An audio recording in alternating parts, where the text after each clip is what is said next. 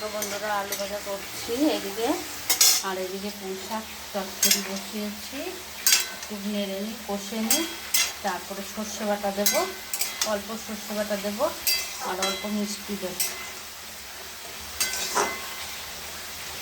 কুমড়ো, আলু, পটল দিয়ে একটা চচ্চড়ি করছি।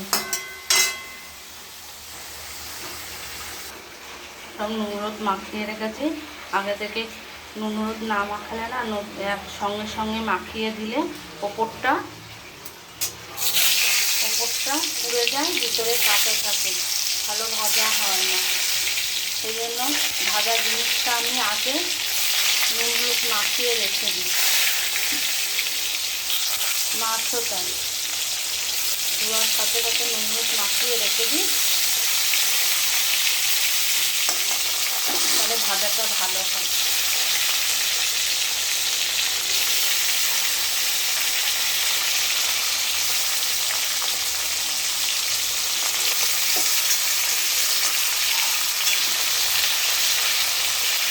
কাপড় আছে, কাপড় ভাজবে না, ভাজবেগুলো অনেক ভাজা হয়ে যায়।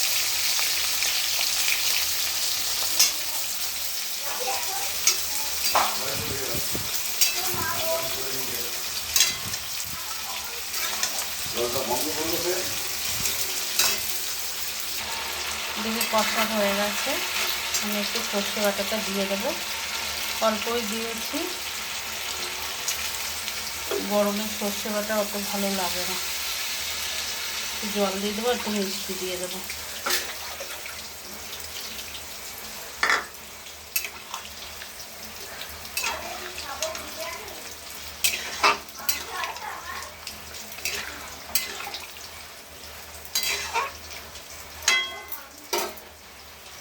পটল ভাজাটাও হয়ে গেছে, এদিকে কুমড়ো ভাজা হচ্ছে, আর এদিকে সর্ষে বাটা দিয়ে জল দিয়ে দিয়েছি।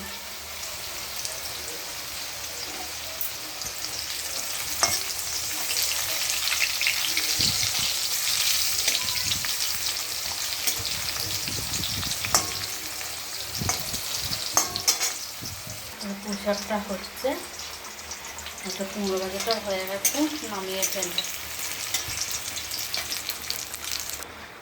ভাজা তেলেই ডালটা ফোড়ন দিয়ে দেবো, 5 ফোড়ন দিয়েছি, শুকনো লঙ্কা ফোড়ন দিয়েছি।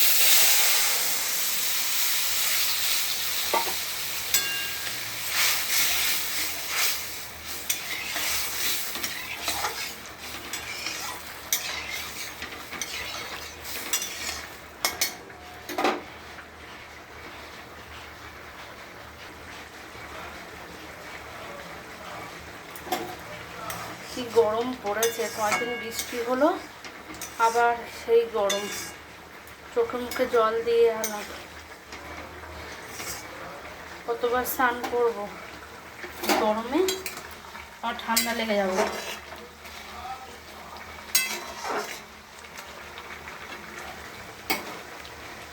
এবার গ্যাটকলটা করবো, এই গ্যাটকলটা তেলে নিয়েছি, এবার করবো। নামিয়ে ফেলবো, হয়ে গেছে ডালটা। ডালটা কাগজ দিয়ে দিয়েছি, এবার বাটাটা দিয়ে দেবো।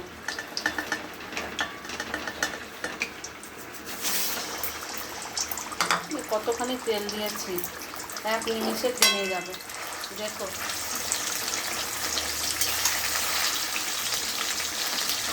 এক নিমিষে টেনে যাবে।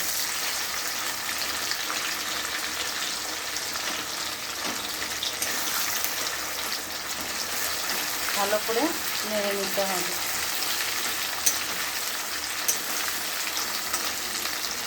অল্প নুন দিয়ে দিতে হবে,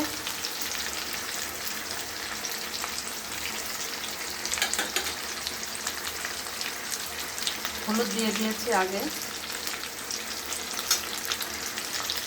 অনবরত নেড়ে যেতে হবে। এই তেল একটুও থাকবে না।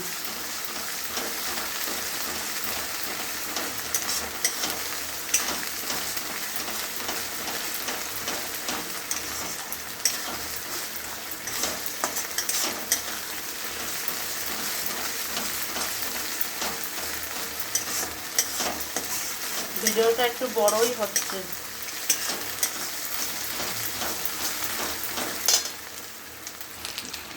ঘ্যাটকলটা একটু হয়ে গেছে, নামানোর আগে একটু লেবুর রস দিয়ে দেবো, তাহলে খেতে ভালো লাগবে, গলাও চুলকাবে না। আর গলা চুলকানোর মতন তেমন করে নিই, তাও এসব জিনিসে হালকা একটু হয়, লাগে।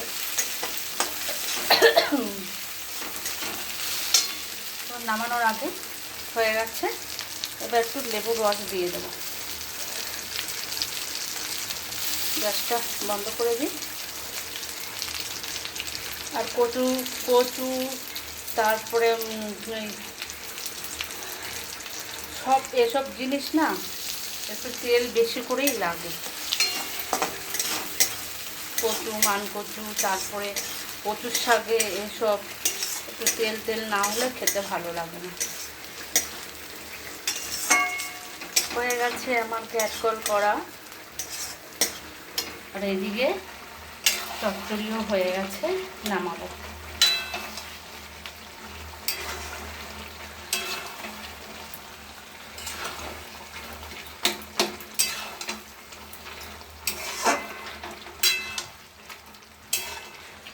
সবাই ভালো থেকো।